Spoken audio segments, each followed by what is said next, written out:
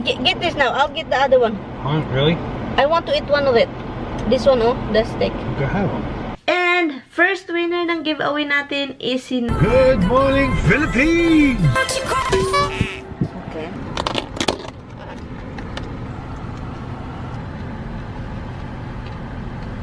Hello guys. So ngayon guys, mag-ano tayo guys? Mag-mukbang tayo. Ngayon, I'm going to have this favorite thing. I have this favorite sipoli. And Tommy have the cheese steak and the chicken sandwich. This is good.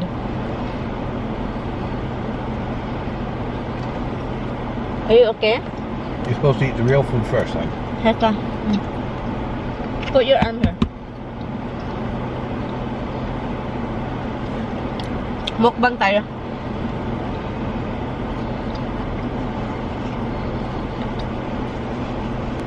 We got this really for mukbang. It's yours. No. So No. Half the cheese steak. No. Yes, hon. No. You can't eat sugar for lunch. Well, if you don't eat the half of it, I will keep eating that.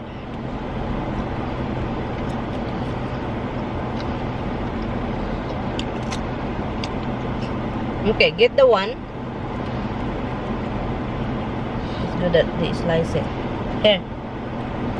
Have it. I'm gonna fry Have it. I will have this. Have what you got in your hand.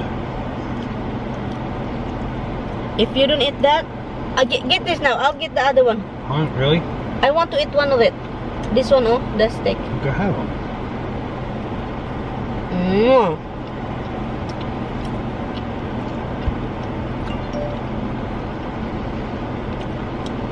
Okay. Hon, will you put the food down? You're playing with it. Because you're not really eating what I have. It's so good to eat it. I'm not a sandwich person. I'm a rice person. It's rice bread.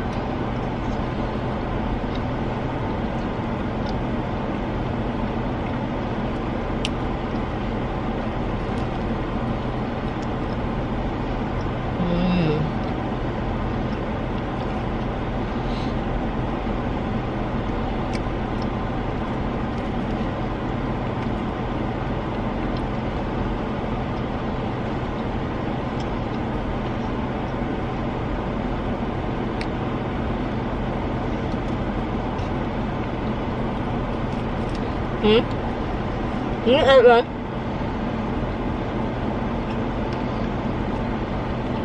Eat this, I don't like it.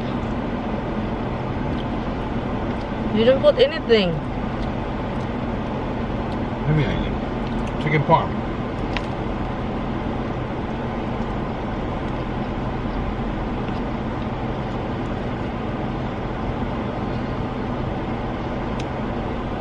Oh, you're good. Sapolis. Sipoli, sapoli.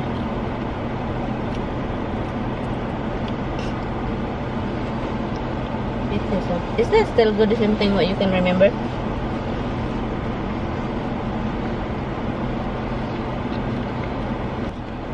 Don't be crazy, honey.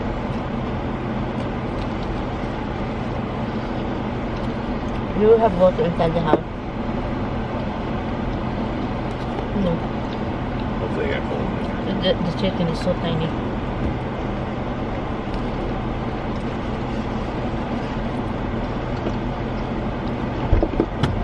Anyway guys, so mukbang tayo habang naghihintay ng ano.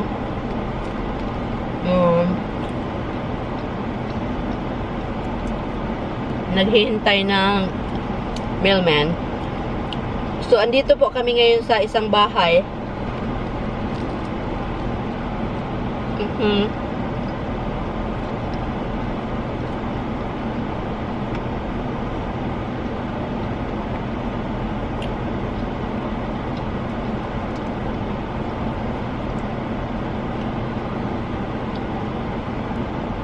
Everything here in New York is very expensive. Like, you will be like shocked. Especially in the city area.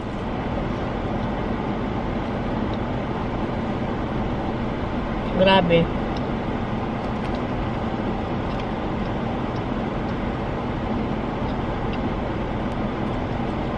Nagkumuha lang sa Tami ng tubig kasi andito kami ngayon sa bahay sa labas. Dito kami kumain kasi sobrang init sa loob ng bahay.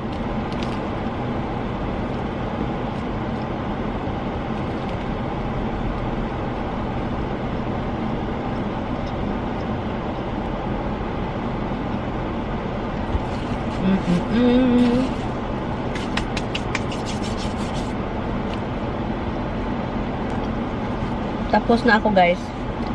Ito ba? Sobrang sarap nito.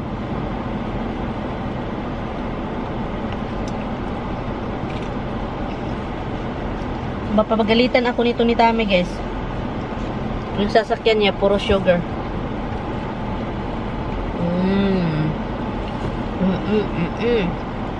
Busog, eh. Busog na busog si ako.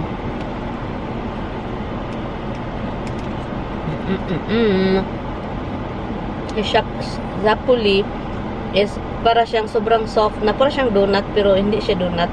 Soft na bread, hindi nilagyan ng powdery sugar sa ibabaw. Ang sarap. I'm done. Kunin ko muna tong mga ano, guys, kasi ang daming sugar dito.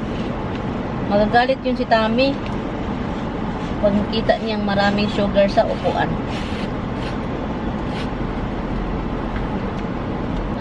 Ito yung makapataba talaga sa'yo. Matamis, sugar. Kayong bread. Ang pangit ng fries nila. That's it, guys. So, I will see you later. Later on naman, continue tayo sa pagmumukbang. Kasi, later on, mag-steak na naman daw si Tami. So, imukbang natin yung steak mamaya. So, keep on watching.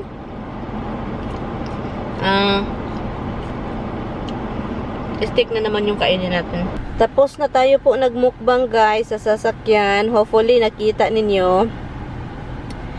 And yun, iyon lang yung in-order ko. In-order namin ni Tami para magmukbang. Ito yung sa kanya.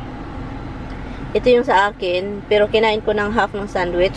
At ito yung pinakamasarap. At saka ito daw. Ano ito? Zipuli? Zapuli?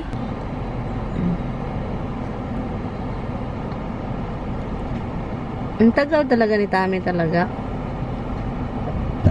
Let's eat na, guys. Now, it's time for dinner continuation sa mukbang sa sasakyan. So, ito yung steak. At saka ito yung steak ni Tami. Look, may ano po. Yan siya. And salad. Yun yung dinner namin. Hello. Okay, let's eat na continuation. Sorry, go. And I just add vinegar and a little bit of salt. Yun lang. I don't add any oil. Tami like to add oil. So, yun. And then next. Cold water or room temperature water? Cold water. I'm so thirsty. Thanks, son. And eat na. Come here. You have space? Yeah. Okay, let's eat. This is salt, no pepper. Just right there. So, here's the steak.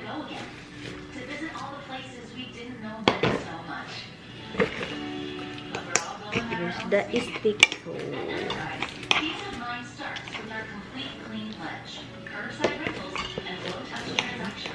Let me try the steak first.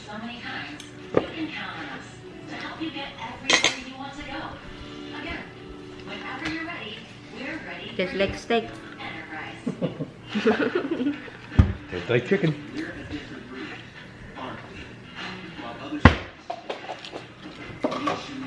Like we're eating, and then my husband is just like everywhere. Ah, okay. Black olives.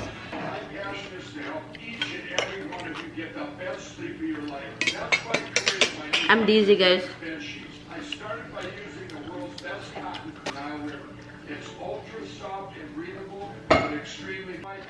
Be careful, you know I have my camera there. And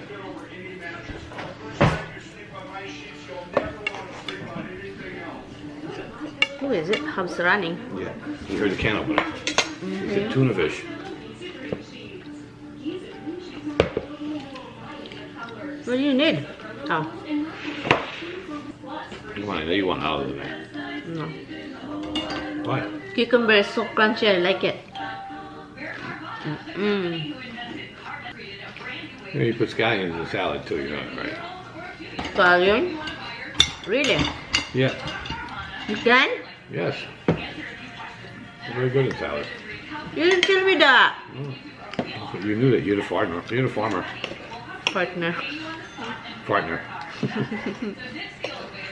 We don't eat salad like this, hon. I know that. We always eat hot food. The vegetables hot. Cook No, it. you can throw it in the microwave, but it probably won't taste good. No, we don't even have microwave. Seriously, we don't even have Okay, a throw freaking it on the stove. fire. You throw salad on the fire. See how that comes out.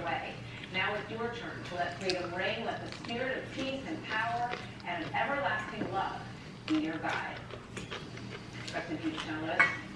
Good. July 30th, 2020. Well, little man.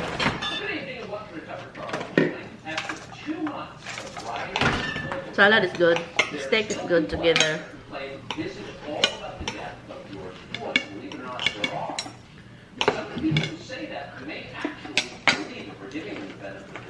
Good, baby. I'm getting there. Huh? I'm getting there.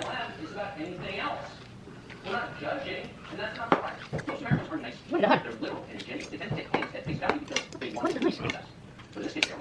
None of what you are watching is about civil rights. Violence and race baiting are the enemies of civil rights. What you're watching instead is a power grab being coordinated by ruthless and cynical leaders in American politics. They don't want you to know that they're not honorable enough to state their intention. They're not like you at all. When normal people want something, they can be aggressive.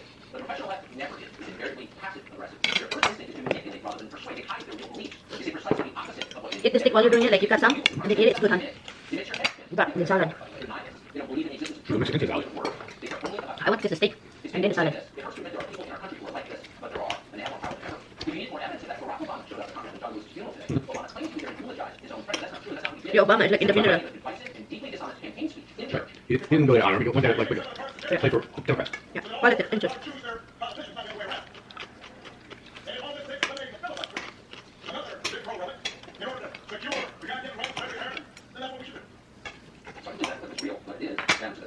Yeah, people won't admit that. That lang, yeah. Who them accept that? They said everything is okay when you do it. Partisan talking points about Senate procedure. Can you imagine that? You'd be shocked if that happened. You'd probably walk out. Desecrated a funeral campaign slogan? What kind of person would do that? The Democrats in the audience didn't seem offended. They didn't blink. They cheered. It all seemed normal to them. Then why wouldn't it? Political power is their religion. Kainin natin tong ano. Hindi namin ito tapusin, guys. Yung steak. So, I just wanna eat the bone part. And, while I'm eating this, guys, thank you guys so much for watching. This mukbang part is just, I just connect it together with the, car mukbang. So, thank you. Thank you for watching.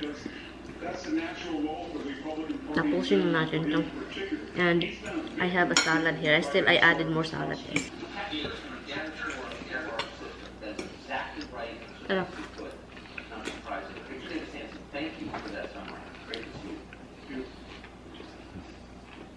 Rioters, domestic terrorists have been waging a sustained war on the city of Portland, Oregon for more than 2 months now.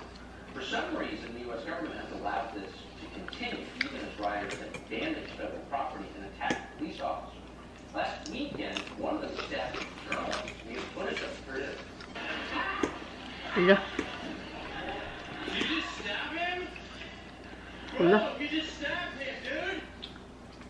Hala. He did just stab him, and the man who was stabbed survived. He joins us tonight, the journalist Andrew Duncan.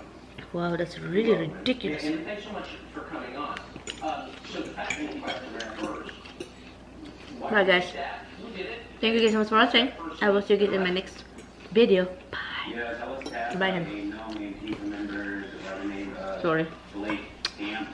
Mine. I feel like I was stabbed and Hi guys! Okay, nanonood kayo sa video na ito and then tapos na tapos na po akong nag-mukbang. Tapos, anyway guys, thank you guys so much for watching sa mukbang ko.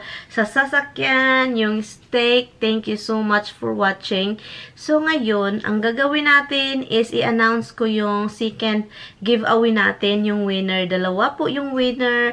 Last week, meron tayong winner, dalawa din. So, ngayon, meron na naman tayong winner, dalawa. So, i-announce ko itong winner. The same thing lang yung ano guys, mag-comment lang kayo or mag-message lang kayo sa Facebook page. Ito siya guys. Dito kayo mag-message, okay? Hindi sa personal sa ano. Ayaw, wag sa personal Facebook natin. Yung mga, di ba, may page at saka personal yun. And, first winner ng giveaway natin is si Liza Magalion. Hi sis! Thank you so much sis for watching. Thank you sis Lisa. So yun yung first winner natin. The second winner is... yung second winner natin is si Lizel Argante. Hello po sis Lizel Argante. And yun, so yun yung dalawang winner natin. Okay guys, di ba every time na mag-announce ako, meron tayong winner. This time, hindi tayo magpa-giveaway. Pero keep on watching because the next time is yung cash na natin ibigay. Mag-giveaway na tayo ng cash. Pero keep on watching guys, pero kasi hindi ko pa alam kung anong day. Pero magpa-giveaway tayo ng cash. Konti lang guys. Konti lang talaga. Pero, you know, something na hindi na load, cash na lang, padala ko na lang sa inyo. So, subscribe and click lang yung notification para ma-notify talaga kayo na nag-upload ako kasi makikita ninyo doon kung kailan yung giveaway natin kasi hindi na tayo mag-giveaway ng load. Paano lang tayo? Cash, load, ganon-ganon na lang. Pero, hindi natin alam, hindi ko na sabihin sa inyo kung kailan. I-announce ko na lang siya one of my vlog. Yun lang guys. Thank you guys. Lisa Magalion and Lizel Argante. Thank you so much. Sa mga hindi nanalo, pasensya na. Meron pa tayong next giveaway. Cash na naman. And yun. So, salamat po sa inyo. Message nyo na lang ako. Message nyo na lang ako sa Facebook page natin, okay? So, yun. And, again, salamat sa panonood, guys. As usual, I really do appreciate. Kami ni Tammy, we appreciate it so much, guys, sa time ninyo na binigay sa channel natin. So, yun. Thank you. And I will see you, guys, sa mga susunod na video. Bye! Bye, guys!